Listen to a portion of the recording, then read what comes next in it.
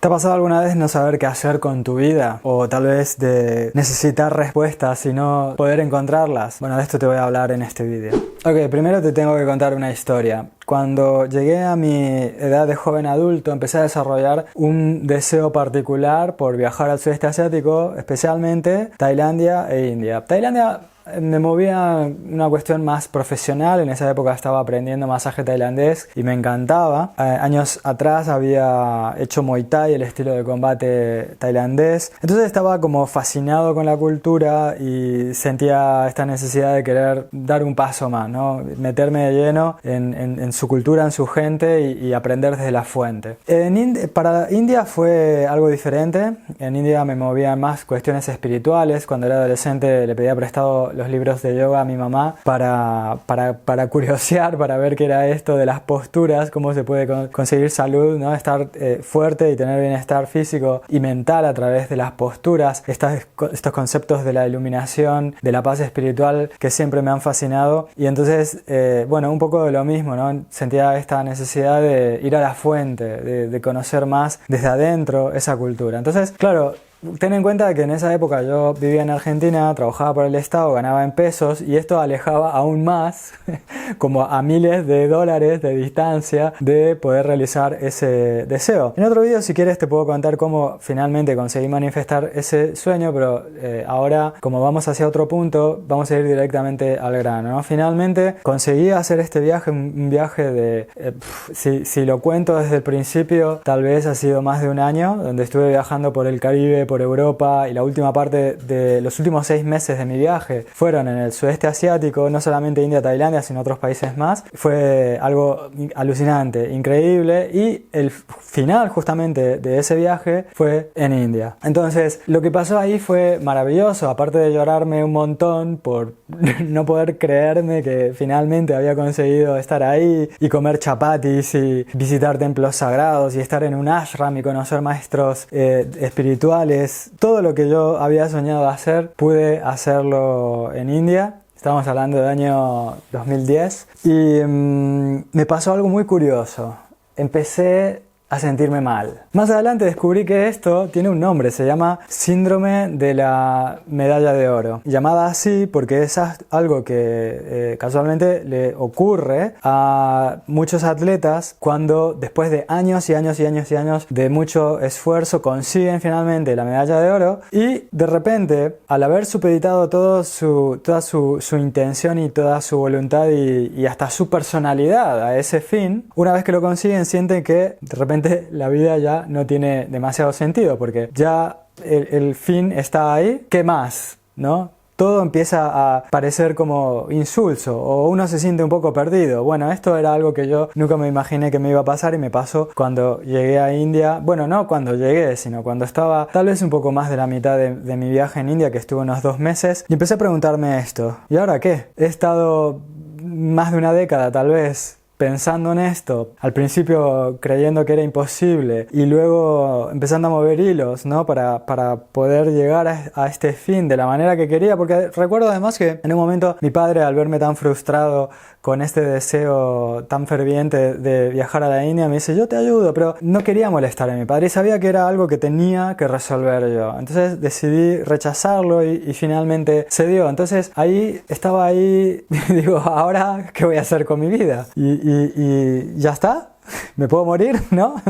¿Qué hago ahora? Empecé a desarrollar unos síntomas muy extraños donde me sentía completamente perdido, no sabía qué hacer. Entonces, lo que pasó fue lo siguiente. Yo, claro, estaba viviendo en un gurukulam. Un gurukulam es algo así como un ashram, un lugar.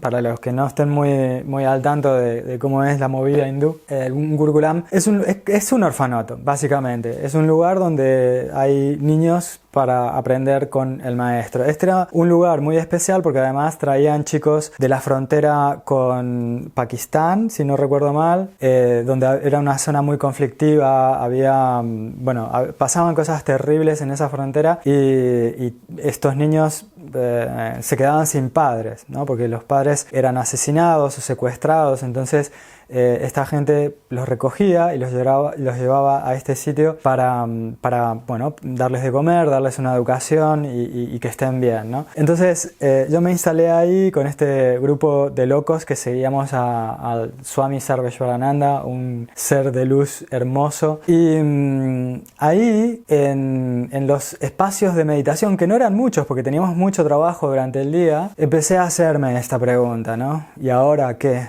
Y se convirtió algo así como un mantra. Vivía pensando, ¿y ahora qué? ¿Y ahora qué? ¿Y ahora qué? ¿Y ahora qué? Llegué a incluso pensar en términos de extorsión con Dios. Digo, ok, ahora o me dices qué es lo que tengo que hacer o me quedo acá y renuncio al mundo y punto.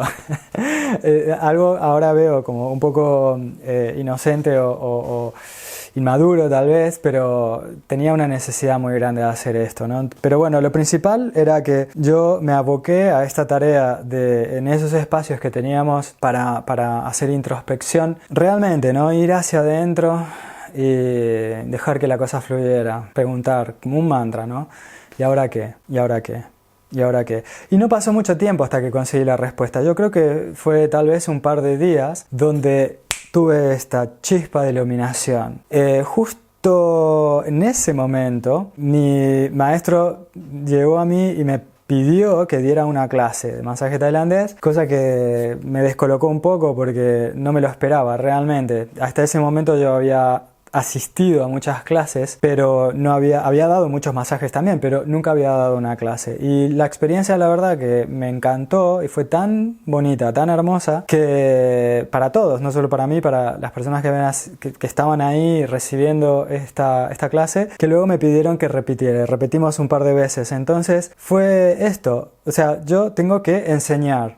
Ahora mi vehículo es el masaje tailandés porque es lo que domino, lo que entiendo ahora, pero yo tengo que enseñar esto, tengo que ir al mundo y enseñar esto. Vale, lo siguiente fue ¿a dónde? Porque yo tenía clarísimo que no quería volver a mi lugar de origen, a Buenos Aires, y no tenía mucho más lugar donde ir. Mi mamá en esa época estaba viviendo aquí en España, entonces pasó algo curioso, me robaron dinero, entonces me vi en la necesidad de hacer uso de un dinero que tenía en una de mis cuentas bancarias en España, pero no podía acceder a ella porque había un problema con la tarjeta, que finalmente, para hacerla corta, me obligaron a venirme a España. Y una vez que llegué a España, tuve la completa certeza de que el lugar donde me tenía que quedar a cumplir esa especie de misión, ¿no? Esa respuesta que recibí era aquí. Entonces, la conclusión de esto es que muchas veces podemos creer que la respuesta no está y que no va a venir más, ¿no? Pero todo consiste en aquietar la mente lo más que puedas y dejar que la respuesta fluya a través de ti. Porque lo que sucede no es que no sepamos la respuesta,